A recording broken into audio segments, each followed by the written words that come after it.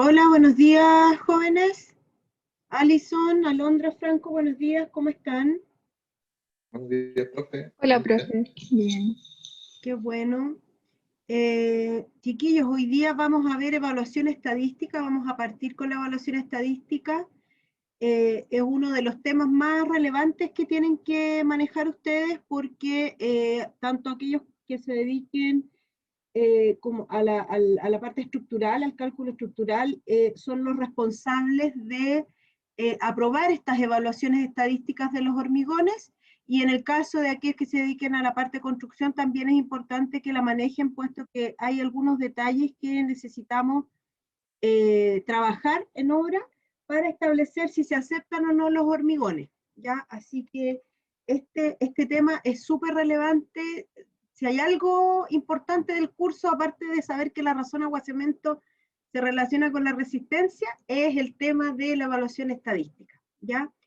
Vamos a partir con algunos fundamentos, recordar que la norma que regula el tema de la evaluación estadística, están viendo la pantalla, ¿verdad, chiquillos? Sí, profe, sí se ve. Sí, ya. La norma que, voy a poner esto en presentación sin que se me vaya. ¿Se ve doble o se ve uno? Si me pueden ahí decir. Se ve una sola pantalla. Ya. Entonces, como les decía, una de las cosas relevantes que tengo de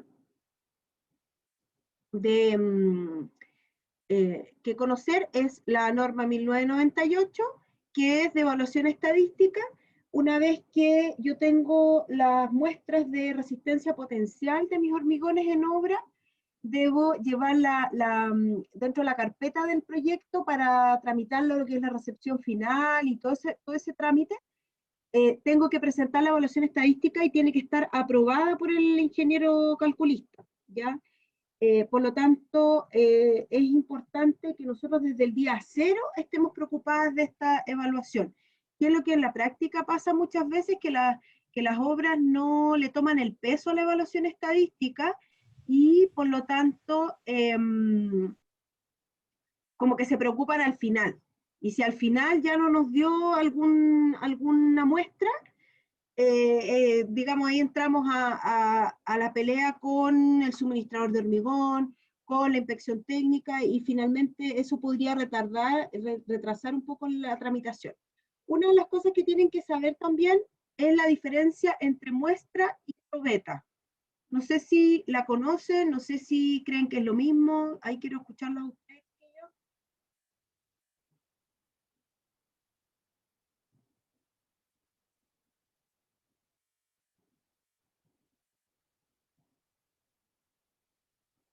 ¿Saben lo que es una muestra y lo que es una probeta?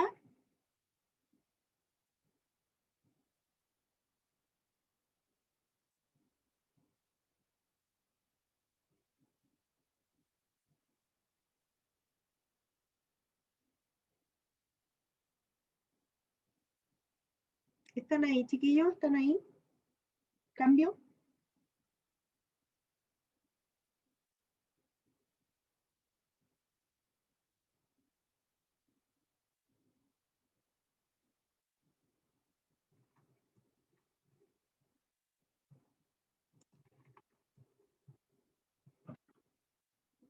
30. ¿Hola? ¿Me escuchan?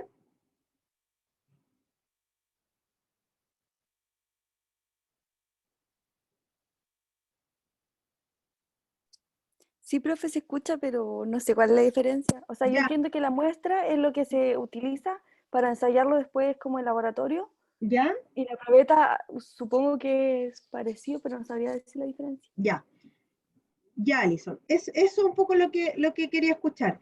Está esta confusión. A ver, la muestra está compuesta de varias probetas, que son las que finalmente se ensayan en laboratorio, ¿ya? Por lo tanto, yo puedo tener muestras con 3 probetas, con 4 probetas, con 5 probetas, con las probetas que yo requiera o de información que yo requiera respecto de la muestra, ¿ya? En general, la norma habla de que yo necesito ensayar al menos 2 probetas a la edad especificada del hormigón.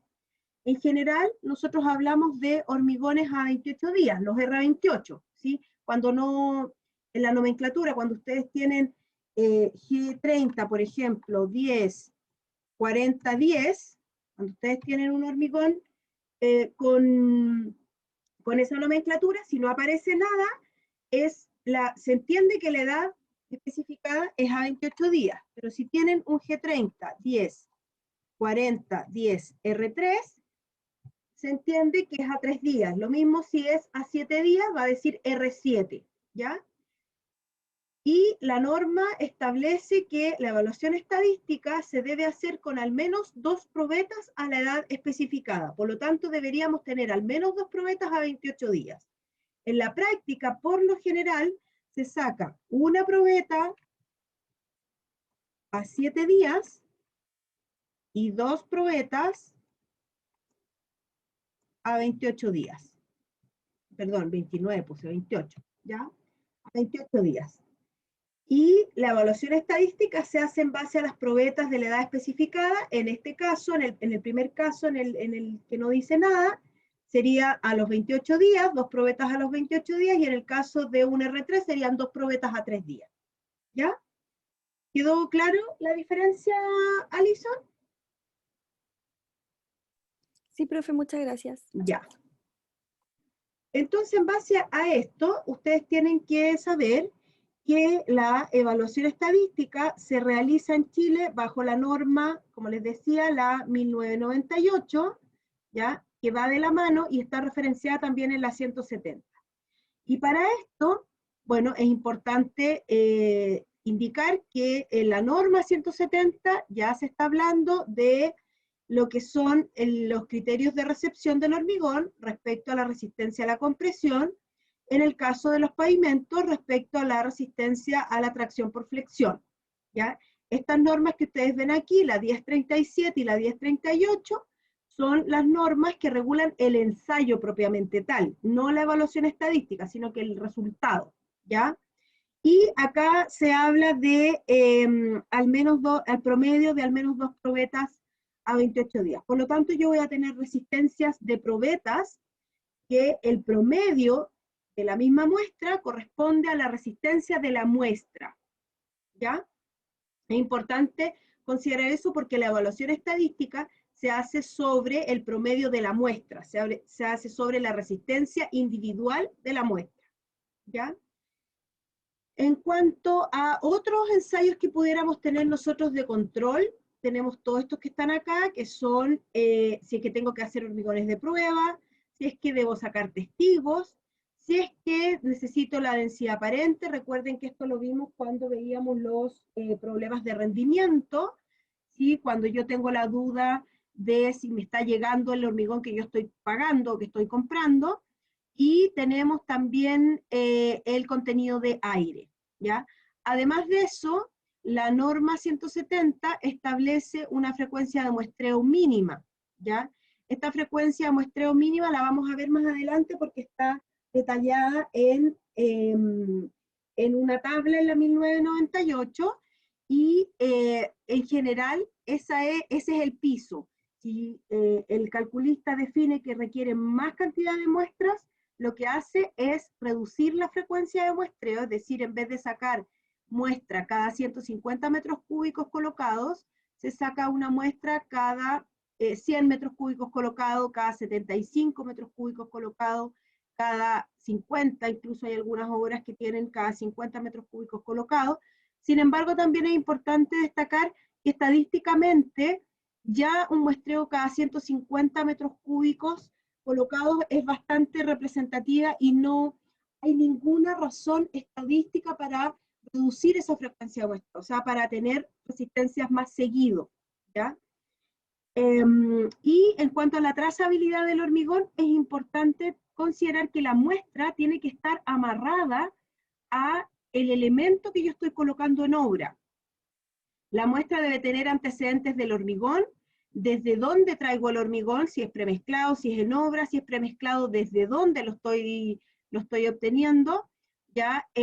También debemos tener un número único de la masada, que en el caso del hormigón premezclado va asociado a una guía de despacho, y en el caso de hormigón en obra tiene que haber alguna nomenclatura interna que permita identificar esa carga de hormigón.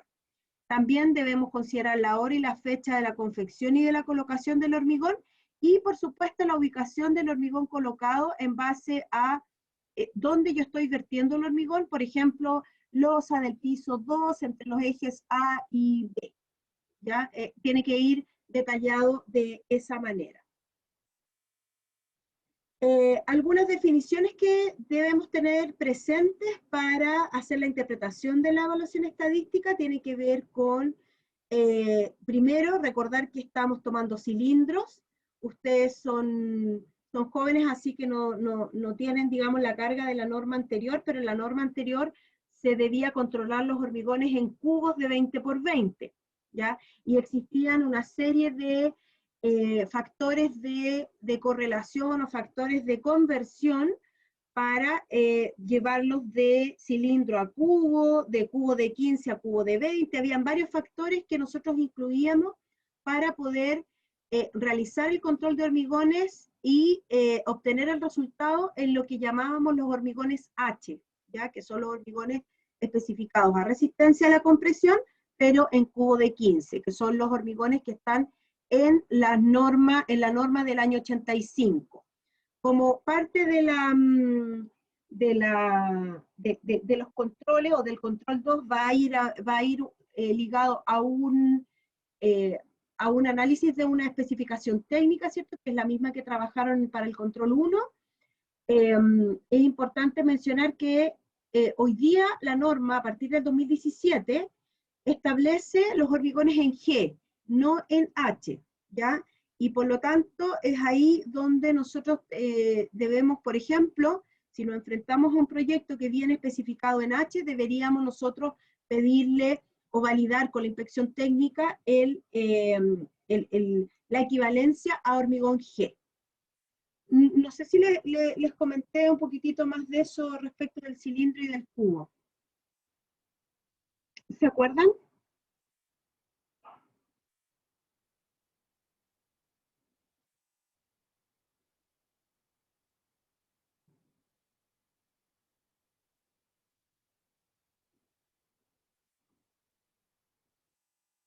¿Se acuerdan, chiquillos, si hablamos de ese tema, del cubo y del cilindro?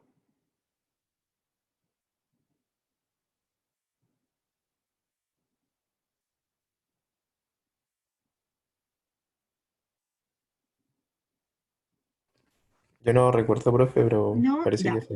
parece que sí, no, yo tampoco me acuerdo, como hago el curso en varias versiones, no me acuerdo. Ya, a ver, les voy a comentar un poquitito por qué se cambió de cubo a cilindro. Cuando se hizo la norma del 85 se trabajaba en cubo, puesto que gran parte de los expertos que participaron en esa versión venían con una escuela más bien europea, donde en Europa se trabajaba con cubo. Y con el pasar de los años, ¿cierto? Nosotros hicimos propio el ACI 318 para cálculo estructural de hormigón armado, y en el ACI 318, que es la corriente norteamericana, se trabaja en cilindro, ¿ya? Por lo tanto, lo que hacía la práctica el calculista era diseñar en cilindro, en F'C, lo diseñaba en cilindro, después se iba a la conversión o las conversiones que teníamos nosotros en la norma, se hacía la equivalencia a H, y eso era lo que se incluía en la especificación técnica, y por tanto era lo que después la constructora le compraba al suministrador de hormigón. Y cuando tuvimos que revisar la norma del 2016, se tomó de base el ACI 318, donde se habla de cilindro, y por lo tanto se hizo el cambio de probeta. Ahora, este cambio de probeta no solo fue un tema gramatical, por decirlo de alguna manera, así como para seguir el ACI 318 de manera textual, sino que también con el pasar de los años se ha demostrado que la probeta cúbica tiene bastantes más errores que lo que tiene una probeta o lo que presenta una probeta cilíndrica, ¿ya? Los errores están asociados, por ejemplo, a que las prensas de ensayo chilenas o las que usamos en los laboratorios en general son de fábrica norteamericana y están hechas para cilindros. Ahí hay todo un tema mecánico de cómo se apoya la placa de la prensa sobre la probeta, las rótulas y todo cómo va desarrollándose. Y principalmente tiene que ver con que digamos, la línea, a ver, yo el cilindro lo hormigono, ¿cierto? O coloco el hormigón en el molde de una manera y se ensaya de la misma manera, por lo tanto las líneas de carga quedan asociadas a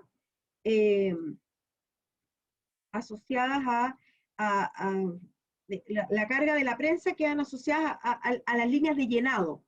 En cambio el cubo yo lo lleno por la parte de arriba, ¿no es cierto? Pero lo ensayo con la cara de llenado hacia el operador de la prensa. Por lo tanto, se generan tensiones distintas en el cubo y eso a la larga repercute en mayores errores que tenían las probetas cúbicas. Si ustedes, yo una vez hice un análisis bastante rápido, pero para que se hagan una idea, la diferencia entre probetas gemelas, cuando hablamos de probetas gemelas estamos hablando de probetas que pertenecen a la misma muestra.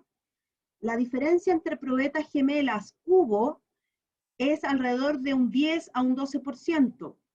En cambio, la diferencia de probetas en cilindro es más o menos un 2% de probetas gemelas, ¿ya? Entonces el error que nosotros podemos tener dentro de estos ensayos es bastante más grande cuando se trabaja en cubo, y por eso que el comité que discutió la norma 170 en 2016, dentro de los primeros acuerdos que tuvieron fue el cambiar la resistencia a resistencia cúbica, perdón, a resistencia cilíndrica.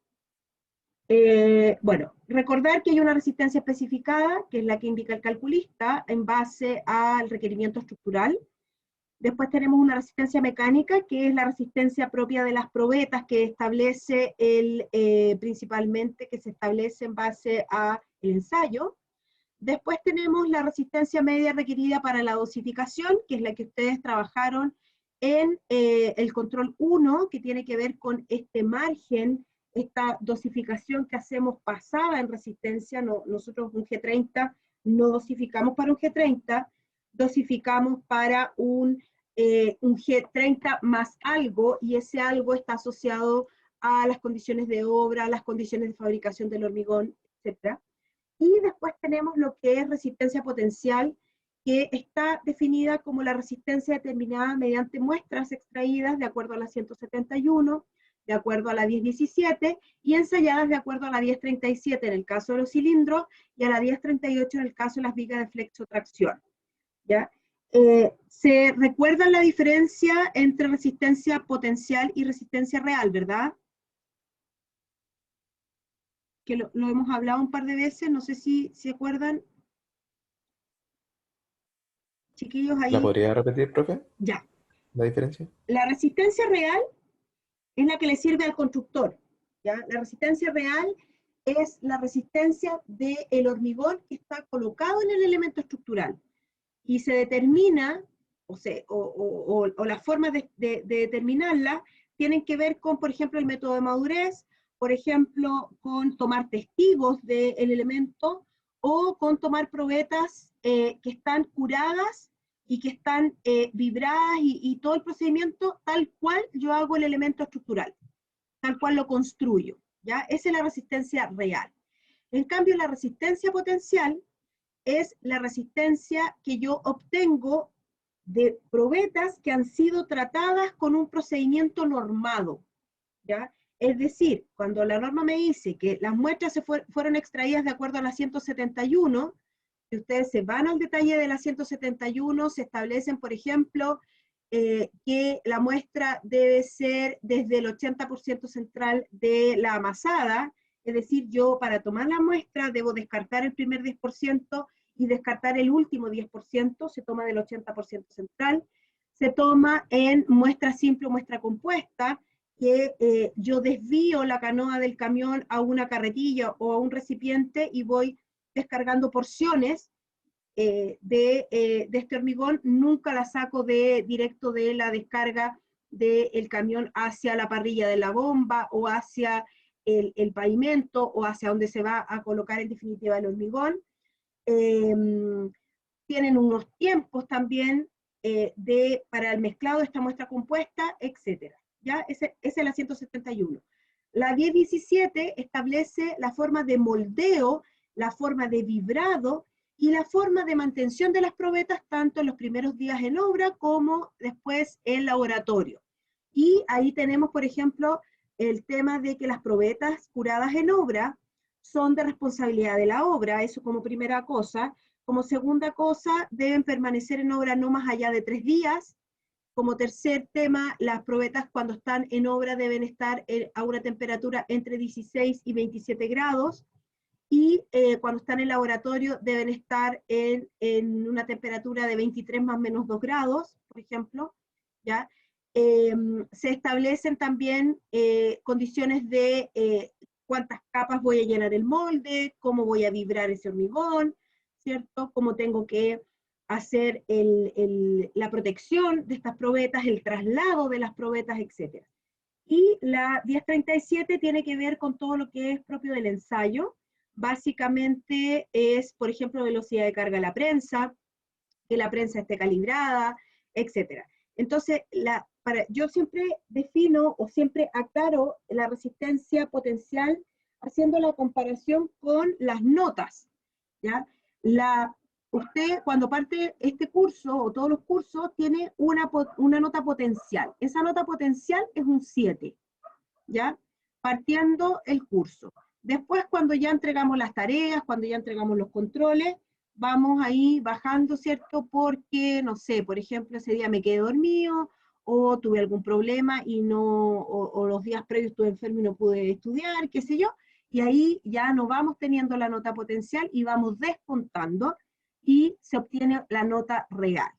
¿Ya? Yo siempre hago esa comparación, creo que a los estudiantes les queda bastante claro, de modo que es una diferencia, o sea, yo tengo una potencialidad del hormigón, una resistencia a la que el hormigón puede alcanzar, pero en base a que yo en la realidad puedo cometer algunos errores o algunas desviaciones en la colocación, en la compactación, en el curado, en la fabricación, en el diseño de la mezcla, etcétera, puedo tener un problema de no alcanzar esa resistencia potencial y a eso se denomina resistencia real.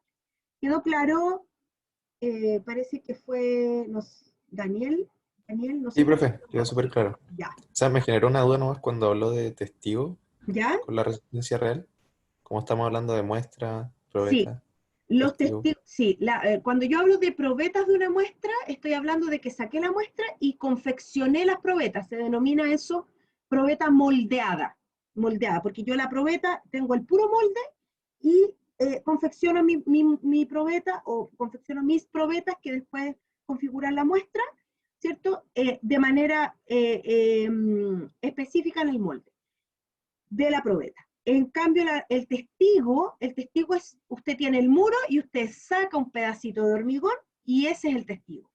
Lo extrae desde el elemento hormigonado. ¿Ya? A eso le llamamos nosotros testigo. Y obviamente el testigo está sujeto a todos los errores o desviaciones que pudimos cometer en el proceso constructivo. Por eso que es resistencia real. En cambio, la probeta no está expuesta a todos esos errores de obra o esos errores de construcción. La probeta de resistencia potencial está hecha como indica la norma, no como lo construimos el elemento. ¿Sí? ¿Ahí sí, Daniel? Sí, súper claro, profe. Gracias. Ya. Entonces, recordar que la evaluación estadística se hace en base a la resistencia potencial. Y eso después nosotros le llevamos esta evaluación estadística al calculista y el calculista la firma y yo dentro de mi documentación que presento a la Dirección de Obras Municipales está esta evaluación estadística y me entregan la recepción final de la obra. ¿Ya?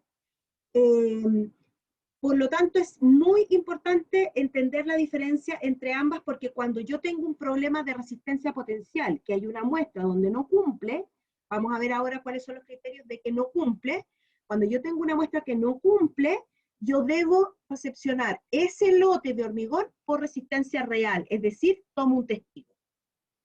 ¿Sí? Daniel, ¿ahí estamos? Sí, súper. Ya. Entonces, el alcance de la norma 1998 habla que es la evaluación de la calidad del hormigón cuando la resistencia a la compresión es la base de aceptación. Se usa la misma metodología cuando la resistencia es a base de la flexotracción, que es para pavimentos exclusivamente, ¿ya? Y también hay que recordar que se supone una distribución normal de los resultados. Yo no sé si ustedes tuvieron algún curso de estadística a esta altura, a esta altura de la carrera. Sí, sí, ahí, profe, como en Ya, tercer año. Algo así. ya, perfecto. Entonces, me van a entender cuando yo hablo de una distribución normal, la campana de Gauss y todo eso, ¿cierto? Claro. Ya. Y después el campo de aplicación tiene que ver con muestras que son extraídas en el plan de muestreo. El plan de muestreo tiene que estar especificado dentro de las especificaciones que nos entrega el calculista y corresponde a un muestreo al azar de hormigón fresco o de hormigón endurecido si es que voy a recepcionar mi hormigón por testigo. Por ejemplo, en el hormigón proyectado, en el shotcrete, nosotros recepcionamos generalmente por testigo, no por resistencia o por probetas moldeadas, ¿ya? Recepcionamos por testigo. Entonces va a depender también de la naturaleza del proyecto si lo aplico a probetas moldeadas o lo aplico a probetas testigos. Y el muestreo y fabricación de las probetas tiene que ser de acuerdo a la norma respectiva, en este caso recordar que la 171, la 1017 y la 1037 o 1038 si es ensayo de flex. Con eso vamos al plan de muestreo. Este es el plan de muestreo que propone la norma. ¿Ya? Como ya les contaba, hay obras donde se establecen planes de muestreo distintos, que son cada 50 metros cúbicos, cada 100 metros cúbicos, cada 75, etcétera. Pero la norma establece un plan de muestreo de, ustedes lo pueden ver aquí en la tabla, vamos a tratar de explicar un poquitito la tabla. Si se fijan en obras grandes de más de 250 metros cúbicos, eso podríamos denominar una obra grande, vamos a tener un plan de muestreo para hormigón fabricado en obra y otro plan de muestreo para hormigón preparado en central hormigonera. Cuando hablamos de hormigón preparado en central hormigonera, estamos hablando de un hormigón que ha sido o que pasa por un proceso productivo de fabricación donde tengo todos los materiales en masa, medidos en masa, donde tengo corrección por humedad, donde tengo un procedimiento que me permite una trazabilidad, etcétera. ¿Ya? Entonces, por eso que el plan de muestreo para hormigón en obra, que a veces no tiene todas estas consideraciones, por ejemplo, en hormigones en obra, si bien la norma exige que se haga control de humedad y corrección por humedad, en hormigones en obra muy poquitas veces se hace esta corrección por humedad, ¿ya? Ahí derechamente se está incumpliendo la norma. Entonces, para obras grandes, si nos vamos al hormigón preparado en central hormigonera, la norma dice que debo tomar una muestra cada 150 metros cúbicos, es decir, que los lotes de hormigón van a ser de 150 metros cúbicos y que una muestra de hormigón representa a todo ese lote de 150 metros cúbicos. Y además me dice que debo tener al menos 5 muestras, al menos 5 muestras. Si yo proyecto esto, y ahí por favor ayúdenme con los cálculos vía celular, no sé, y con una calculadora si tienen a la mano, si yo tengo una obra de 400 metros cúbicos, vamos a anotar aquí en el chat los datos, tengo una obra de 400 metros cúbicos de hormigón premezclado, ¿ya? Y por otro lado, tengo una frecuencia de muestreo normativa, que es cada 150 metros cúbicos. La pregunta es, ¿cuántas muestras voy a tomar? Si divido 400 por 150, ¿cuántas muestras les dan? 13,3, profe. Bueno, 13 o 14. 400 dividido en 150, ¿tres muestras? 400 dividido en Sí, 150, eso es sí, 2,6. 2,6, me da 2,6. ¿Ya? Entonces, yo del número así limpio debería tomar 3 muestras. Pero la norma me dice que al menos debo tomar 5 muestras.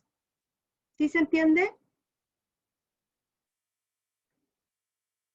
El cálculo me dio 2,6, o sea, me dio 3 muestras, pero no me sirven 3 muestras, yo debería tomar al menos 5 muestras, ¿ya? Y de aquí también pueden deducir que el número mínimo de muestras son 3 para todos los hormigones, ¿ya? Y se entendió eso, ¿verdad, chiquillos? Lo del número mínimo de muestras. Sí, sí se entendió. Ya. Y para cuando yo tengo testigos, cuando voy a aceptar mi hormigón por resistencia real, es decir, testigos, debo tomar 3 testigos por cada zona de evaluar o por cada lote, ¿ya? Son 3 testigos. Y por lo tanto, los testigos son de cierta forma, son muestras gemelas. Son probetas testigos gemelas porque son del mismo lote. En cuanto a los métodos que tenemos disponibles para poder hacer esta evaluación estadística, existen 2 métodos. El primero es el de muestras consecutivas, cuando tengo más de 10 muestras, y el segundo es por el total de muestras, ¿ya? ¿Cuál es la diferencia entre estos 2 métodos? A ver, si a mí me preguntan cuál prefiero, yo prefiero este, por grupo de muestras consecutivas, porque permite, de alguna manera, hacer un seguimiento más exhaustivo de mis hormigones, puesto que dentro de los parámetros de aceptación está lo que es el promedio de 3 muestras consecutivas. Y por lo tanto yo voy haciendo lotes de 3 y voy haciendo un seguimiento de cómo se desempeña mi hormigón. Entonces, si tengo hormigones muy al límite, muy justos, va a empezar a dar las alertas este F3 que llamamos, que el F3 es el promedio de estas 3 muestras consecutivas, mientras que en el total de muestras yo tengo un gran promedio, y si tengo 1000 muestras, las muestras que están al justo yo no las voy a haber identificado debidamente, ¿ya? Por lo tanto, para efectos de seguimiento o de gestión de lo que es las muestras de hormigón, es mucho más acotado realizarlo por este método que es por grupo de muestras consecutivas. Vamos a ver este primer método, vamos a explicarlo. Ya hoy día vamos a dejar planteado todo lo que es la parte teórica y la próxima clase vamos a ver un ejemplo en una planilla. Ya tenemos lo que son para grupos, por grupo de muestras consecutivas, se usa solo cuando tengo más de 10 muestras, ¿ya? Y los criterios de aceptación son 2. Debe cumplirse ambas condiciones. El F3, que es el promedio de 3 muestras consecutivas, acá tiene las definiciones de cada uno de los parámetros. Promedio de 3 muestras consecutivas. Consecutivas es porque nosotros las ordenamos en un correlativo, las ordenamos en la muestra 1, la muestra 2 por fecha, por edad, digamos. ¿Ya? Y si tengo 2 muestras el mismo día, la primera muestra de más temprano es la muestra anterior a la siguiente, o sea, van ordenadas cronológicamente. Después tengo lo que se denomina el FC, que es la resistencia especificada del calculista. Después tengo, y el F3 debe ser mayor o igual que el FC más mi constante de evaluación K1, que las vamos a ver más adelante de dónde sale.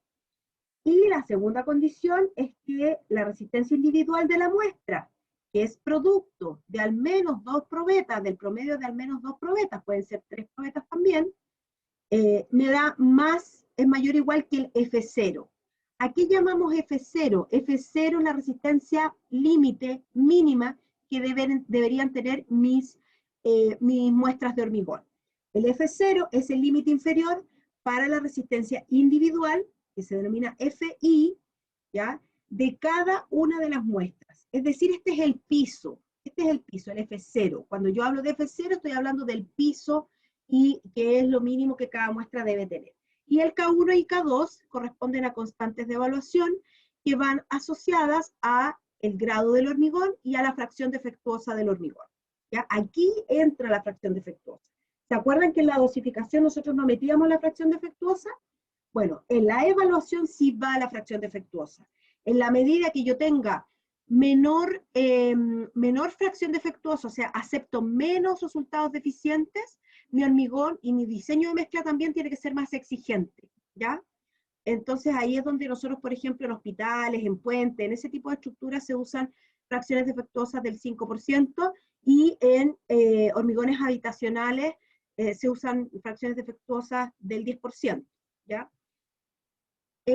Voy a comentarles, porque también la norma habla de que cuando estamos en los distintos casos, es decir, estas son las dos condiciones, son los dos criterios de aceptación, ¿qué pasa si no los cumplo? Si no cumplo ambos, estoy con la evaluación estadística que no cumple, pero podría yo eventualmente que alguna de las dos no cumpliera, ¿ya? En ese sentido, ¿ya? Si la norma me dice que si tengo cumplimiento de ambas condiciones, el hormigón cumple y no, estamos todos contentos. Perdón. Después la norma me dice qué pasa si el F3 no cumple, pero la resistencia individual sí cumple el F0. Y la norma dice que el hormigón no cumple la resistencia especificada y lo que recomienda es informar al proyectista estructural y de alguna manera considerar eventualmente penalizaciones de los contratos, ¿ya? Acá la norma no está diciendo, no, aquí hay que demoler, sino que dice informe a los proyectistas estructurales y eventualmente podría aplicar penalización de contratos. Pero ¿qué pasa cuando estamos en el incumplimiento de la resistencia individual? Esto es lo que pasa, ¿ya? Quiero que lean acá, que se tomen un minutito para leer este que está aquí. Léanlo.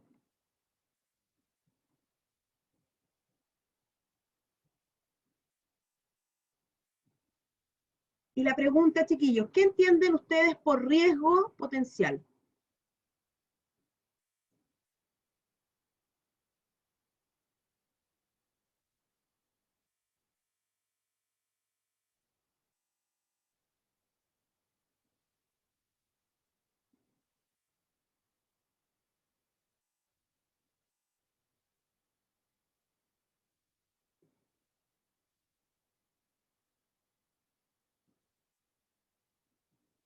¿Qué entienden por riesgo potencial, chiquillos? Por riesgo potencial estamos hablando de la estructura, el riesgo potencial de la estructura. ¿Pero qué entienden de esa frase? ¿Creen ustedes que da lo mismo? ¿Es relevante? ¿Qué opinión les merece? ¿Cómo la interpretan?